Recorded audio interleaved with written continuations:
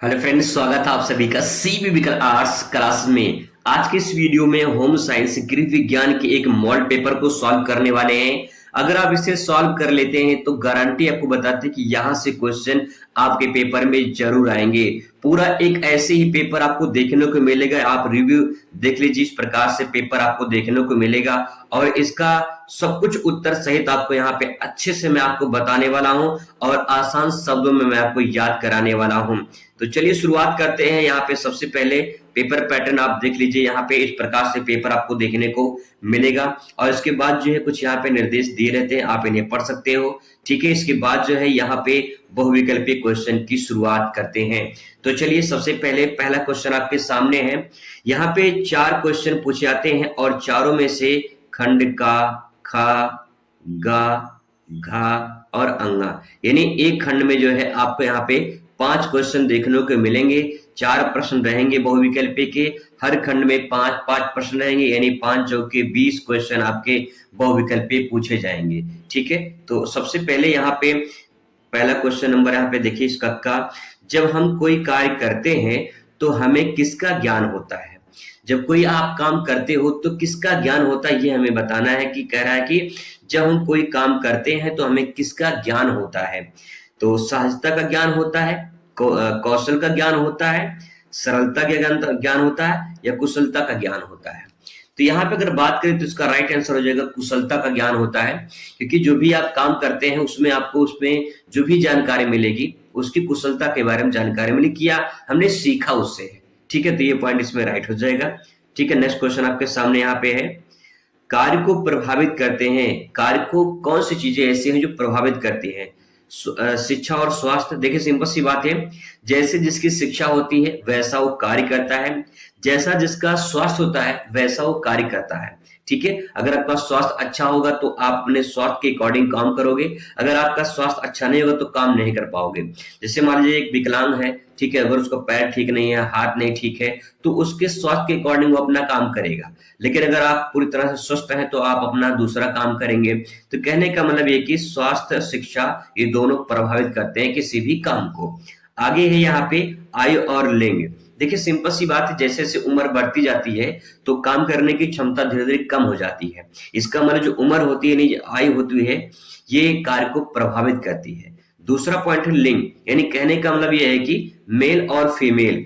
अगर बहुत सारे ऐसे काम होते हैं जो मेल करते हैं, बहुत सारे ऐसे काम होते हैं फीमेल करते हैं, हालांकि आज के डेट में दोनों मिलकर काम करते हैं, तो कहीं न कहीं ये भी काम को प्रभावित करते हैं। ठीक है, नेक्स्ट है अवसर की सुलभता। अवसर की सुलभता का मतलब ये है कि जैसे जिसको अवसर मिलेगा वैसा वो काम करेगा। इसका मतलब ये कि कार्य जो है प्रभावित करता है अवसर और सुलभता को। इसका मतलब इसमें राइट आंसर क्या हो जाएगा, ये सभी करेक्ट आंसर हो जाएगा। अब मैं छोटा सा आपको ट्रिक बता दूं यहाँ पे, जब किसी भी क्वेश्चन का चौथा वाला ऑप्शन अगर आपको ये सभी दिखाई दे, ठीक है, अगर आपको ये सभी दिखाई दे तो समझ जाइएगा कि ये वाला आंसर 99% सही है। एक ही परसेंट में कभी ऐसा होता कि गलत हो जाए, लेकिन अगर आपको ये सभी लास्ट वाला ऑप्शन ये सभी दिखाई दे तो समझिए वही आपका करेक्ट हो जाएगा। ये एक तरह से देसी जुगाड़ ट्रिक है जिसे आप आगे फॉलो कर सकते हैं। ठीक है, चलिए आगे बात करते हैं अगले क्वेश्चन पर। निम्न में से कौन सी आजीविका की श्रेणी में आता है। आजीविका का मतलब वो काम जो अपने परिवार के जीवन यापन के लिए किया जाता है, वो आजीविका के अंतर्गत आता है। देखिए शिक्षक जो काम करता है वो आजीविका काम करता है, मतलब अपने पूरे परिवार का संचालन उसके आधार पर होता है। एक डॉक्टर, एक इंजीनियर। ठीक है, इसमें तीनों राइट हो जाएगा, तो इसका मतलब ये है कि ये सभी जो है इसमें करेक्ट आंसर हो जाएगा। ठीक है, चलिए ट्रिक फॉलो कर लीजिए, यहाँ पे काम देगा। अगले क्वेश्चन में बात करते हैं, आजीविका के चुनाव के लिए क्या जरूरी है। यहाँ पे जीविका के लिए चुनाव के लिए क्या जरूरी है। आजीविका और जीविका में अंतर इतना है कि जो जीविका होता है वो अपने ही जीवन यापन के लिए की जाती है, लेकिन आजीविका जो है वो पूरे परिवार को संचालन के लिए और परिवार की जो आवश्यकताएं उसको पूरा करने के लिए किया जाता है। तो ये छोटा सा अंतर है इसमें। तो इसमें देखिए, अभिरुचि की पहचान करना ये जीविका के चुनाव करता है। प्रतिभा इच्छाओं का जो है पहचान करना ये होता है। व्यक्तिगत प्राथमिकताओं का पहचान करना उपयुक्त सभी, इसका मतलब ये कि राइट आंसर ये हो जाएगा। ठीक है, अगले क्वेश्चन में बात करते हैं यहाँ पे भारत का परंपरागत व्यवसाय क्या है? तो भारत का परंपरा व्यवसाय जो है वो कृषि रहा है, ठीक है। इसके बाद धातु शिल्प आया, फिर काष्ठ शिल्प आया, यानी ये राइट आंसर ये सभी हो जाएगा। ट्रिक काम कर रहा होगा, आपको पता होगा, ठीक है। इस प्रकार से ट्रिक लगा सकते हो। निम्न में से कौन सा कार्य व्यवस्था का साधन है? तो कार्य व्यवस्था का साधन इसमें मानवीय मानवीय अथवा अमूर्त साधन है। जो कार्य व्यवस्था का साधन है वो मानवीय अमूर्त साधन है। अमूर्त का मतलब जो दिखाई ना दे वो अमूर्त है, ठीक है। अमानवीय तथा भौतिक साधन, इसमें राइट आंसर ये दोनों हो जाएगा, ठीक है। चलिए अगले क्वेश्चन पे बात करते हैं। क्वेश्चन नंबर नेक्स्ट है, कार्य व्यवस्था का मुख्य उद्देश्य निम्न में से किसकी बचत करना है?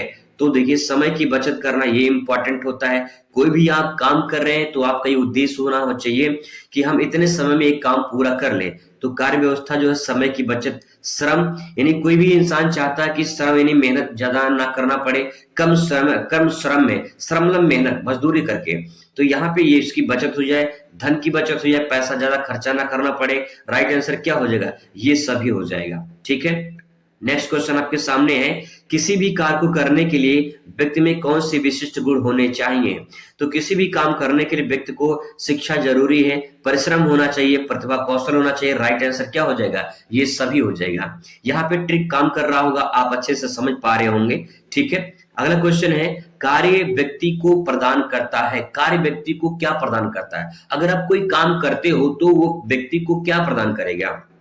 पहचान देता है भैया, सिंपल सी बात ये है। अगर कोई आप काम करते हैं तो काम से उसकी पहचान बनती है, ठीक है। तो काम अच्छा करना चाहिए जिससे पहचान बने दुनिया में, पहचान होगा, नाम होगा, उससे संतोष पैदा होगा, भैया मैंने जो किया है अच्छा किया है, और इसका मतलब ये है कि राइट आंसर ये सभी हो जाएगा, ठीक है। चलिए नेक्स्ट क्वेश्चन आपके सामने यहाँ पे आ चुका है।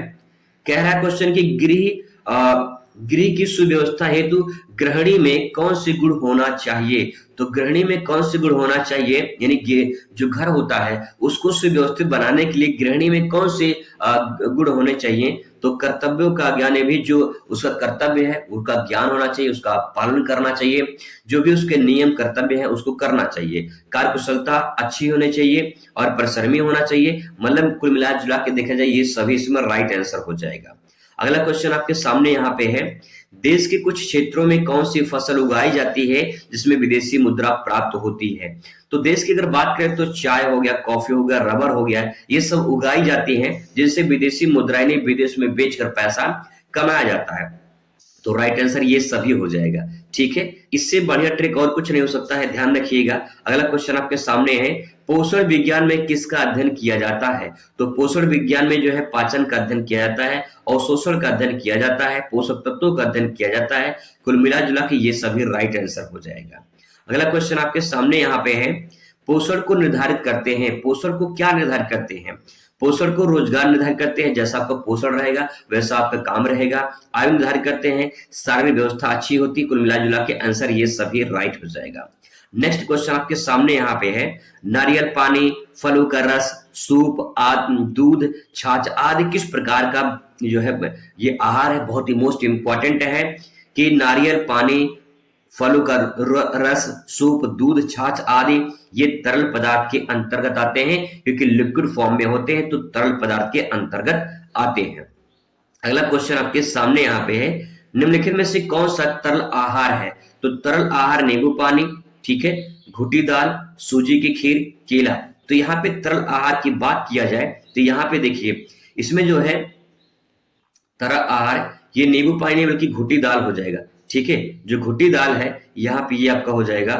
फलों का रस भी इसमें आ जाएगा। तो आप इसमें थोड़ा सा यहाँ पे आंसर मिस्टेक हो गया है, यहाँ पे दोनों होना चाहिए, नींबू पानी भी हो जाएगा, ठीक है, और आपका घुटी दाल भी हो जाएगा, लेकिन आहार की बात कर रहा है तो यहाँ पे घुटी दाल इसमें राइट आंसर हो जाएगा, ठीक है, ठीक है, आपका राइट आंसर हो जाएगा। नेक्स्ट आपके सामने यहाँ पे है क्वेश्चन नंबर नेक्स्ट है, नैदानिक पोषण का संबंध किससे है? तो नैदानिक जो पोषण है ये बीमार व्यक्तियों को जो भोजन दिया जाता है उससे संबंधित, तो बीमार व्यक्तियों के पोषण से संबंधित है, ठीक है। अगला क्वेश्चन आपके सामने है, आहार एवं अच्छा पोषण किसका आधार स्तंभ है? तो आहार और अच्छा पोषण ये स्तंभ है जीवन स्वस्थ जीवन शैली की। यानी अगर आप आहार अच्छा लेते हैं तो आपका जीवन कैसा होगा, स्वस्थ होगा, तो स्वस्थ जीवन शैली हो जाएगा। ठीक है, अगला क्वेश्चन आपके सामने है, वर्तमान में खाद्य पदार्थों की मिलावट में किसकी मात्रा अधिक होती है? तो वर्तमान में वसा और शर्करा की मात्रा जो है इसमें राइट आंसर हो जाएगा। अगला क्वेश्चन है आपके सामने, रोगी को भोजन देने का तरीका कौन सा है? रोगी को भोजन देने का तरीका है मुंह से खिलाना, नाले द्वारा भोजन देना, अंतःशिरा द्वारा भोजन देना, ये सभी इसमें राइट आंसर हो जाएगा। जैसी जिसकी स्थिति होती है, जैसे जो बीमार होता है उसी के अकॉर्डिंग उसको भोजन दिया जाता है। अगला क्वेश्चन है, आधुनिक युग में किसको अधिक महत्व दिया जा रहा है? तो परंपरागत तकनीकी को दिया जा रहा है, नवीन कौशल को दिया जा रहा है, धन दौलत को दिया जा रहा है, ये सभी। देखिए अब यहाँ पे थोड़ा सा आपको यहाँ समझने वाली बात है। देखिए मैंने आपसे कहा था कि जो ये सभी वाले हों 99% आपके सही होते हैं, 1 ही परसेंट कभी कभी मिस्टेक हो जाते हैं। तो यहाँ पे वही बात आती है। देखिए आधुनिक जो मॉडर्न जमाना है उसमें सबसे अधिक महत्व धन दौलत को दिया जा रहा है, लेकिन जो नवीन तकनीकी हैं, जो परंपरागत तकनीकी हैं, कौशल जो है नवीन, जो नए नए कौशल आ रहे हैं और धन दौलत भी इसका महत्व दिया रहा है, इन लोग को मिला जुला के ये सभी हो जाएगा, लेकिन सबसे ज्यादा महत्व धन दौलत को दिया जा रहा है। आपके हिसाब से क्या राइट आंसर होगा? आप एक बार कमेंट करिएगा, तब मैं आपको और अच्छे तरीके से दूसरे वीडियो में इसको बताऊंगा। ठीक है, अब बात करते हैं यहाँ पे अगले क्वेश्चन पे। जो आपका क्वेश्चन वो है अति लघुत्तरीय प्रश्न, बहुत ही आसान शब्दों में आपको समझाने वाला हूं। अति लघुत्तरीय का पहला क्वेश्चन आपके सामने है कि उद्यमिता किससे कहते हैं? चलिए इसको आसान शब्दों में समझते हैं। सबसे पहले पेपर में आप लिखेंगे, इसको हेडिंग डालेंगे यहाँ पे उद्यमिता। ठीक है, अब यहाँ पे लिखा है, जब कोई व्यक्ति अपनी योग्यता और क्षमता को पहचान लेता है तथा उसका सही उपयोग करके नया व्यवस्था स्थापित करता है तो उसे उद्यमिता के नाम से जाना जाता है। अब यहाँ पे उद्यमिता क्या होता है, तो अगर एक लाइन में समझना है तो यहाँ पे आसान शब्दों में दिया है। ठीक है, मैंने यहाँ पे आसान शब्दों में लिखा है, आप इसे देख लीजिए। उद्यमिता का मतलब खुद काम करना और नए विचारों से कुछ अलग अच्छा बनाना। यह लोगों का काम देता है और समाज में मदद करता है। कहने का मतलब ये है, उद्यमिता एक ऐसा व्यक्ति होता है जो खुद काम करता है और नए विचार प्रकट करता है और कुछ अलग करता है और अच्छा बनाता है, और ये जो है यह लोगों के लिए काम देता है। तो कहने का मतलब ये है, उद्यम का मतलब होता है जो लाभ और हानि का जोखिम उठाता है उसे उद्यम कहते हैं। और वही जो व्यक्ति होता है वो उद्यमिता के नाम से जाना जाता है, जो खुद काम करता है और नए विचार प्रकट करता है, नया आविष्कार करता है, नया कुछ अलग करता है, नया सोचता है।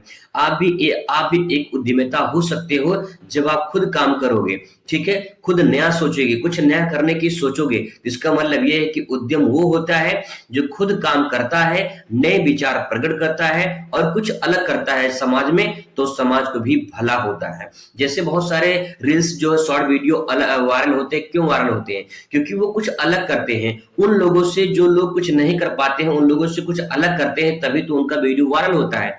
इसका मतलब यहाँ पे ये है कि उद्यम वो होता है जो कुछ अलग काम करता है और खुद काम करता है। ऐसा नहीं कि दूसरे के भरोसे पे रहता है, खुद काम करता है, नए नए विचार प्रकट करता है कि हमें कुछ नया करना है। जब इंसान नया करता है तो उसका मतलब ये कि समाज को भी फायदा होता है कि इंसान ने कुछ नया किया है, कुछ नया आविष्कार किया है। ठीक है, तो इसे उद्यमिता के नाम से जानते हैं। आई होप आपको क्लियर हुआ होगा। अगला क्वेश्चन आपके सामने है, कस्तूरबा गांधी बालिका विद्यालय योजना क्या है? तो कस्तूरबा गांधी बालिका विद्यालय योजना जो है इसके बारे में हेडिंग डालेंगे, लिखेंगे, एक हेड डाल देंगे, यहाँ पे लिखेंगे कस्तूरबा गांधी बालिका विद्यालय, ये बालिका है। ठीक है, बालिका है। ये बालिका विद्यालय योजना की शुरुआत भारत सरकार द्वारा अगस्त 2004 में किया गया था। इसमें एससी, एसटी, ओबीसी और अल्पसंख्यक की लड़कियों के लिए उच्च प्राथमिक स्तर की शिक्षा के लिए आवासीय विद्यालय स्थापित किया गया। अब यहाँ पे देखिए, आवासीय विद्यालय का मतलब क्या? आवासीय विद्यालय का मतलब ये कि आपको हॉस्टल की सुविधा यहाँ पे मिलेगी। अब जो आपकी ये हॉस्टल की सुविधा मिल रही है, इसका मतलब ये है कि यहाँ पे आप रहकर अपना शिक्षा ग्रहण करेंगे। यानी जो बच्चियां होती हैं उनके लिए शिक्षा यहाँ पे उपलब्ध कराए जाते हैं। तो एक लाइन का परिभाषा आराम से समझ सकते हैं। ठीक है, आगे बात करते हैं। क्वेश्चन नंबर नेक्स्ट है 6ठा का पोषण को परिभाषित कीजिए। This is most important question. 2024 में जो है ये क्वेश्चन पूछा गया कि पोषण को परिभाषित कीजिए। आइए इसको आसान शब्दों में बताएंगे, पहले इसको पोषण का मतलब समझ लेते हैं। भोजन का वह सभी तत्व जो शरीर में आवश्यक कार्य करते हैं उन्हें पोषक तत्व कहते हैं तथा इन पोषक तत्वों को ग्रहण एवं स्वीकृति करने की प्रक्रिया पोषण कहलाती है। ठीक है, इसमें कहा गया है कि भोजन का वह तत्व, भोजन का वे सभी तत्व नहीं, जो आप भोजन करते हो सभी उसमें जो तत्व पाए जाते हैं वो शरीर के लिए अच्छा काम करते हैं, शरीर के लिए आवश्यक होते हैं, उन्हें पोषक तत्व कहते हैं। ठीक है, और जो पोषक तत्व या ग्रहण हम पोषक तत्व हम ग्रहण करते हैं वही प्रक्रिया पोषण के नाम से जाना जाता है। ये भी आपको समझ में आ गया होगा। हम आसान शब्दों में भी देख लेते हैं कि पोषण का मतलब क्या होता है।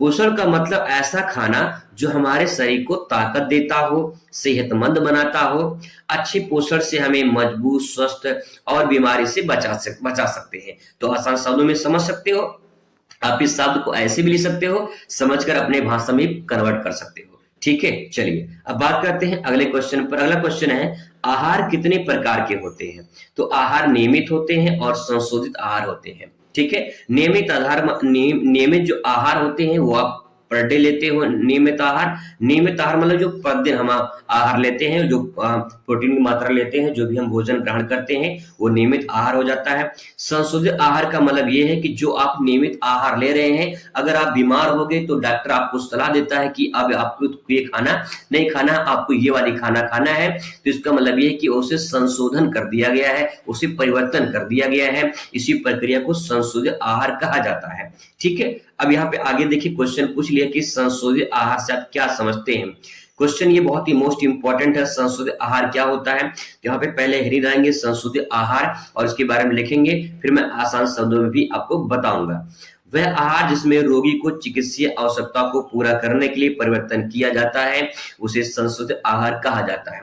मैंने वही आपको बताया कि जो है, जो जैसे कोई व्यक्ति है जो नॉर्मल आहार डेली लेता है, अगर बीमार हो जाता है तो डॉक्टर उन्हें सलाह देते हैं उस चिकित्सीय आवश्यकता को पूरा करने के लिए जो परिवर्तन किया जाता है भोजन में, आहार में, उसे संशोधित आहार कहा जाता है। संशोधित मतलब ये होता है परिवर्तन करना, संशोधन करना, बदलाव करना। ठीक है, अब आसान शब्दों में देख लेते हैं। संशोधित आहार का मतलब ऐसा खाना जो हमारी सेहत के लिए बदला या तैयार किया गया हो, जैसे दूध से दही, गेहूं से रोटी, ये सब के संशोधित आहार के अंतर्गत आते हैं। ठीक है, चलिए आगे बढ़ते हैं। नेक्स्ट क्वेश्चन आपके सामने यहाँ पे है, जन स्वास्थ्य पोषण क्या है? तो यहाँ पे जन स्वास्थ्य हेडिंग डाल देंगे। देखिए क्वेश्चन से हेडिंग बनाएंगे, स्मार्ट आंसर लिखेंगे तो पूरा नंबर आपको मिलेगा। आंसर लिखने की कला बहुत लोग को नहीं पता होती है, तो आप आंसर देखिए कैसे को प्रेजेंट करना आपको समझ में आ जाएगा। ठीक है, नेक्स्ट आपके सामने यहाँ पे लिखेंगे, जन स्वास्थ्य पोषण अध्ययन का वह क्षेत्र है जो अच्छे स्वास्थ्य को बढ़ावा देने से संबंधित होता है। जन मतलब लोग होता है, स्वास्थ्य मतलब उनके स्वास्थ्य के बारे में बात कही जा रही है। तो जन स्वास्थ्य पोषण वह क्षेत्र होता है जहां पे अच्छे स्वास्थ्य को बढ़ावा दिया जाता है। ठीक है, आगे लिखेंगे, इसका लक्ष्य अल्प पोषण तथा अति पोषण दोनों की रोकथाम करना, लोगों को अनुकूलतम पोषण का स्तर बनाए रखना, ये जन स्वास्थ्य का उद्देश्य होता है। ठीक है, आइए आसान शब्दों में समझ लेते हैं, सब कुछ क्लियर हो जाएगा। जन स्वास्थ्य पोषण का मतलब होता है पूरे समाज के लोगों को अच्छा खाना और सेहतमंद आते हैं उसको सिखाना। आप अच्छा खाइए, आपका सेहत अच्छा रहेगा। ठीक है, वो सिखाया जाता है कि भाई अच्छा खाना खाइए। ठीक है, ये सब लोग स्वस्थ रहें और बीमारियां कम रहें, इसे हम जन स्वास्थ्य पोषण के नाम से जानते हैं। आसान शब्दों में लिख के आसान शब्दों में आप जो है आप समझ सकते हो उसे। ठीक है, नेक्स्ट क्वेश्चन बात करते हैं। अगला क्वेश्चन आपके सामने है, पोषण से संबंधित दो कारक बताइए। पोषण समस्या से संबंधित दो कारक बताना है। तो यहाँ पे पहले हेडिंग डालेंगे, पोषण समस्या के दो कारक, और पहले लिखेंगे इसमें आप पर्याप्त भोजन। पोषण समस्या जो आप ग्रहण कर रहे हैं, जो भोजन कर रहे हैं, उससे क्या समस्या हो सकती है, कोई समस्या बताइए। तो यहाँ पे देखिए, आप पर्याप्त भोजन, अगर आप पर्याप्त भोजन लेंगे तो आपको दिक्कत हो जाएगी। पर्याप्त मात्रा और गुणवत्ता का खाना ना मिलना, ये सबसे बड़ी समस्या है पोषण का। ठीक है, बीमारियां, बार बार बीमार होने से शरीर पोषक तत्वों को सही से नहीं ले पाता है। ये दो कारण है, आसानी से लेके आप आसानी से समझ सकते हो। ठीक है, क्वेश्चन नंबर नेक्स्ट आपके सामने है, बौनापन क्या है? आपने बहुत सारे ऐसे गर्ल्स होंगी जो बौनी होंगी, थोड़ा नाटी होंगी, है ना। अब यहाँ पे क्या लिखेंगे, बौनापन, हेडिंग डाल देंगे, बौनापन लिखेंगे।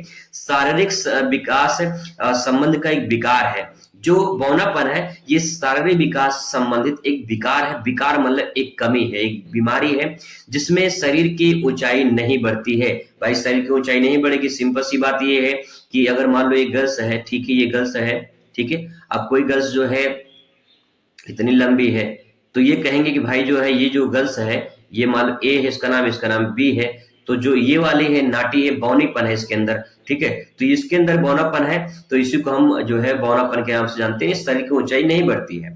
बौनापन से प्रभावित व्यक्ति की ऊंचाई देश के लोगों की ऊंचाई औसत से कम होती है। वही बात है कि ऊंचाई जो है थोड़ा कम होती है। आसान शब्दों की बात करें तो बौनापन का मतलब बच्चे की लंबाई उसकी उम्र के अनुसार कम होना, ठीक है। आपकी जो लंबाई है, आपकी उम्र बढ़ रही है लेकिन आपकी लंबाई जो है नहीं बढ़ रही, तो इसका मतलब बौनापन है। यह सही पोषण, देखिए यहाँ पे लिखा गया है कि जो है यह सही पोषण ना मिलने और बार बार बीमार होने से भी हो सकता है, ठीक है। चलिए क्वेश्चन नंबर नेक्स्ट आपके सामने है, भारत सरकार द्वारा पोषण अभियान या समग्र पोषण योजना की शुरुआत कब की गई? तो भारत सरकार द्वारा पोषण अभियान या समग्र पोषण योजना की शुरुआत 2018 में राजस्थान के झुंझुनू जिले से की गई। राजस्थान के कहां से? झुंझुनू जिले से की गई है, ठीक है। अगला क्वेश्चन आपके सामने है, व्यक्तिगत स्वास्थ्य के लिए किन नियमों का पालन करना चाहिए? व्यक्तिगत स्वास्थ्य के लिए किन नियमों का पालन करना चाहिए? तो देखिए इसमें व्यक्तिगत स्वास्थ्य के लिए स्वास्थ्य प्रवेश के साथ प्रतिदिन स्नान, शरीर के वस्त्र की सफाई, दांत आंख की सफाई, नाखून आदि को काटना, ये व्यक्तिगत को स्वस्थ के नियमों को सिखाता है, ठीक है। कहते हैं लोग जो है प्रतिदिन व्यायाम करना चाहिए, नहाना चाहिए, स्नान करना चाहिए, वस्त्रों की सफाई करनी चाहिए। बहुत लोग होते हैं ठंडी के महीने में 10-10 दिन, 15-15 दिन, महीने भर नहाते नहीं भैया, तो ये भी तो समस्या है ना। चलिए आगे बात करते हैं। क्वेश्चन नंबर नेक्स्ट है, खाद्य संसाधन से क्या तात्पर्य है? तो यही निकालेंगे खाद्य संसाधन और उसके बारे में लिखेंगे। खाद्य संसाधन कच्ची सामग्री को तैयार कर अर्ध तैयार उत्पादन में बदलने के लिए उपयोग किए जाने वाली विधियों को या तकनीकी के समूह को खाद्य सामग्री के नाम से जानते हैं। अगर इस समझ में आ गया होगा तो बहुत अच्छी बात है, नहीं आया तो आसान शब्दों में देख लेते हैं।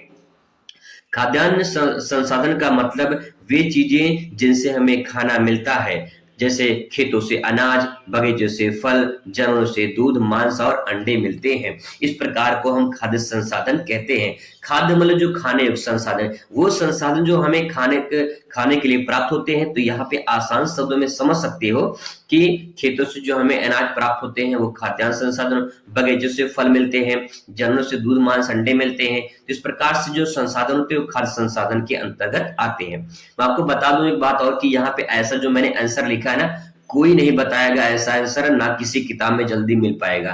तो मैंने बहुत किताबों को छांट कर यहाँ पे आंसर को लिखा है, अपने शब्दों में बयां किया है ताकि आप इसे आसानी से समझ पाओ। आप इसे जरूर समझिए, पढ़िए अच्छे से और उन लोगों को शेयर करिए जिनकी इसकी जरूरत है, ठीक है। आगे क्वेश्चन आपके सामने यहाँ पे है, क्वेश्चन है खाद्य संक्रमण को परिभाषित कीजिए। खाद्य संक्रमण क्या होता है? देखिए खाद्य संक्रमण हेडिंग डाल देंगे, लिखेंगे इसके बारे में। खाद्य संक्रमण जीवों के शरीर में अंतः ग्रहण के परिणाम स्वरूप होता है जो शरीर में रोग उत्पन्न करते हैं और बीमारी का कारण बनते हैं, ठीक है। मतलब कि जो भी हम खाना खाते हैं वो ग्रहण करते हैं, तो उससे ग्रहण करने के बाद हमें बीमारी होती है। जैसे बहुत सारी गर्ल्स होती है, उनको चाट, चाउमीन, फुल्की, मोमोज ये सब पसंद होते हैं। तो जो ये पसंद होते हैं इसका मतलब ये जब खा लेते हैं, बहुत सारे दुकान वाले होते हैं उसी में आसी बासी सब बेच देते हैं, खराब उसी में सब मिला के बेच देते हैं। खासकर मेला वाला हो तो उसी मेले में भैया सब कुछ चलता रहता है ना। तो कहने का मतलब ये है कि जो भी सामग्री खा रहे हैं,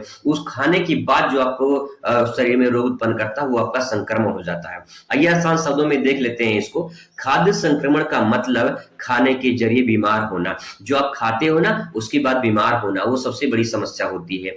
यह तब होता है जब खाना गंदा हो या ठीक से ना पकाया गया हो या खराब हो, तो उसे हम खाद्य संक्रमण कहते हैं। ऐसे खाने से पेट के दर्द और बीमारियां हो सकती है। कितना आसान शब्दों में लिखा गया है, जिसे आप आसान शब्दों में समझ पाओगे, और समझ पाओगे तो लिख पाओगे, नहीं समझ पाओगे तो एक लाइन में लिखना दुश्वार हो जाएगा। ऐसे में और इंपॉर्टेंट क्वेश्चन आपके सामने लेकर आऊंगा। अगर आपको लगता है कि यहाँ पे फायदा मिल रहा है तो आप चैनल के साथ जुड़ सकते हैं। मैं आपको विश्वास दिलाता हूँ कि आपका अच्छा खासा तैयारी करवा दूंगा, ठीक है। इसके बाद आपका शुरुआत होगा क्वेश्चन लघु उत्तरीय प्रश्न, फिर इसके बाद शुरुआत होगी दीर्घ उत्तरीय प्रश्न। उसको हम कवर करेंगे अगली वीडियो में, ताकि जो है ज्यादा लंबा वीडियो ना हो। यहाँ पे क्वेश्चन देख लीजिए देखिए कितने अच्छे से मैंने यहाँ पे प्रेजेंट किया है। मेहनत लगता है ऐसे पीडीएफ बनाने में, तो आप इसको जरूर तैयार कर लें। ठीक है, चलिए मुलाकात करते हैं अगली वीडियो में। तो तब खुश रहिए, मस्त रहिए, जिंदगी में स्वस्थ रहिए। धन्यवाद।